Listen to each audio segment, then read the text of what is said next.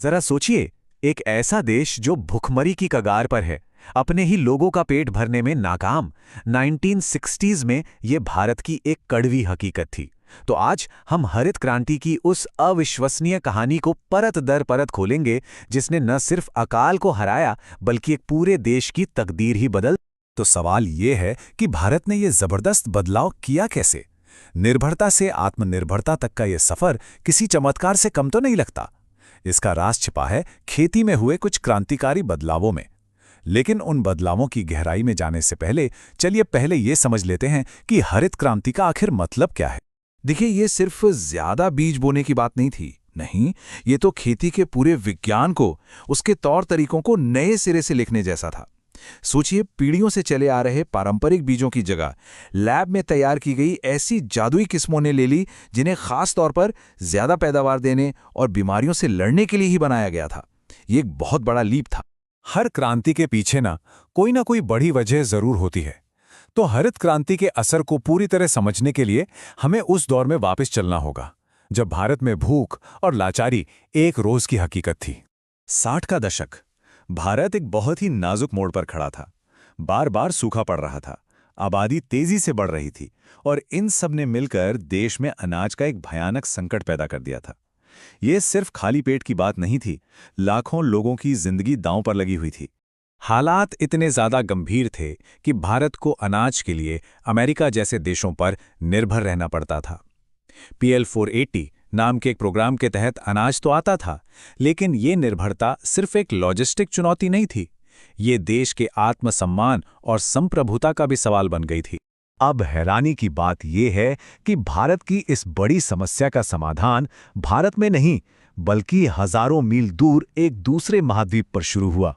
एक वैज्ञानिक सफर जो कई साल पहले मेक्सिको के गेहूं के खेतों से शुरू हुआ था, वही जल्द ही भारत के लिए उम्मीद की एक नई किरण बनने वाला था। और यहीं से कहानी में आते हैं हमारे हीरो डॉक्टर नॉर्मन बोरलॉग। उन्हें अक्सर 1 अरब लोगों की जान बचाने वाला इंसान कहा जाता है। चलिए उनके काम के उन अहम पड़ावों पर एक नजर डालते हैं जिन्होंने दुनिया भर में खेती का चेहरा हमेशा के लिए बदल कर रख दिया। तो देखिए, इसकी शुरुआत हुई 1940s में मेक्सिको से, जहां बोरलॉग ने ज्यादा उपज देने वाली और बीमारियों से लड़ने में माहिर गेहूं की किस्में तैयार की। फिर 60s के दशक तक ये टेक्नोलॉजी भारत पहुंची, और वो भी ठीक उस वक्त जब इसकी सबसे ज्यादा जरूरत थी। और फिर 1970 में इस जीवन रक्षक काम के लिए बोरलॉग को नोबेल शांति पुरस्कार से सम्मानित किया गया। तो ठीक है, मेक्सिको में एक कमाल की खोज हुई, पर सवाल यह है कि वो खोज भारत में एक देशव्यापी क्रांति कैसे बन गई जिसने करोड़ों लोगों की जिंदगी बदल दी। भारत में इस क्रांति की कमान संभाली 2 बहुत ही अहम लोगों ने। एक थे ब्रिलियंट वैज्ञानिक डॉक्टर MS स्वामीनाथन, जिन्हें भारत में हरित क्रांति का जनक भी कहा जाता है, और दूसरे थे उस वक्त के कृषि मंत्री C सुब्रमण्यम। इन दोनों की साझेदारी ने यह साबित कर दिया कि साइंटिफिक प्रोग्रेस को जमीन पर उतारने के लिए एक मजबूत पॉलिटिकल विल कितनी जरूरी होती है। अब हरित क्रांति की जो सफलता थी ना, वो किसी एक चीज की वजह से नहीं थी, ये एक पूरा पैकेज डील था। इसकी शुरुआत हुई ज्यादा उपज देने वाले नए बीजों से, लेकिन सिर्फ बीज ही काफी नहीं थे। इन बीजों को ज्यादा पानी चाहिए था, तो सिंचाई जरूरी हो गई, और अपनी पूरी क्षमता तक पहुंचने के लिए उन्हें रासायनिक खाद और आधुनिक कृषि तकनीकों का साथ चाहिए था।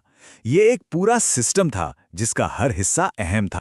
अच्छा, एक और बात, इस क्रांति को ऐसा नहीं कि एक साथ पूरे देश में लागू कर दिया गया। नहीं, इसके पीछे एक सोची समझी स्ट्रैटेजी थी। पहले उन इलाकों पर ध्यान दिया गया जहां सबसे अच्छी बुनियादी सुविधाएं थीं, जैसे पंजाब, हरियाणा और पश्चिमी उत्तर प्रदेश, जहां सिंचाई की व्यवस्था पहले से ही बेहतर थी। फोकस गेहूं और चावल पर था, जो देश के मुख्य अनाज थे, और इस रणनीति से बहुत तेजी से और असरदार नतीजे मिले। नतीजे तो वाकई शानदार थे, लेकिन जैसा हर बड़े बदलाव के साथ होता है, कहानी का एक दूसरा पहलू भी था। हरित क्रांति एक 2-धारी तलवार साबित हुई, जिसने अपार सफलता भी दी और कुछ अनचाहे परिणाम भी। तो देखिए, एक तरफ तो थी जीत की एक जबरदस्त तस्वीर, अनाज से भरे गोदाम और खाद्य सुरक्षा में आत्मनिर्भर देश। तो दूसरी तरफ इस सफलता की एक कीमत भी थी, मिट्टी की घटती उपजाऊ शक्ति, जमीन के नीचे पानी का गिरता स्तर और रासायनिक खादों पर बढ़ती निर्भरता। मतलब एक समस्या के समाधान ने आने वाली पीढ़ियों के लिए नई चुनौतियां पैदा कर दी। लेकिन इन सब बातों के बावजूद अगर हम सिर्फ आंकड़ों को देखें तो वो अपनी कहानी खुद कहते हैं।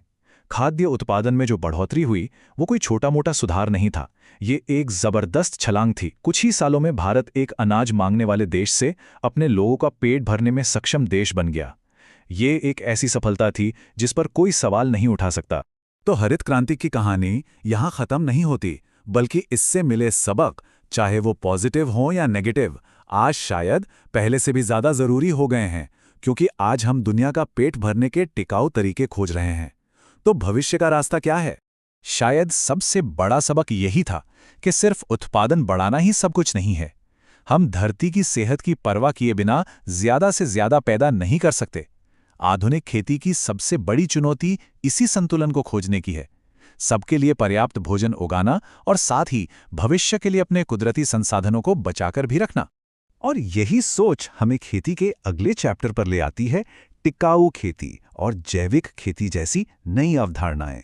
इसे दूसरी हरित क्रांति भी कह सकते हैं, एक ऐसी क्रांति जो सिर्फ पैदावार पर ही नहीं बल्कि पर्यावरण और सामाजिक जिम्मेदारी पर भी ध्यान केंद्रित करती है। लक्ष्य तो वही है, दुनिया की बढ़ती आबादी का पेट भरना, लेकिन इस बार प्रकृति के साथ तालमेल बिठाकर। और ये हमें हमारे समय के एक बहुत ही अहम सवाल पर लाकर खड़ा करता है। पहली हरित क्रांति रसायन और टेक्नोलॉजी पर आधारित थी। क्या अगली क्रांति स्थिरता की होगी, या किसी नई तकनीक की, या शायद कुछ और? इसका जवाब हम सबके लिए भोजन का भविष्य तय करेगा।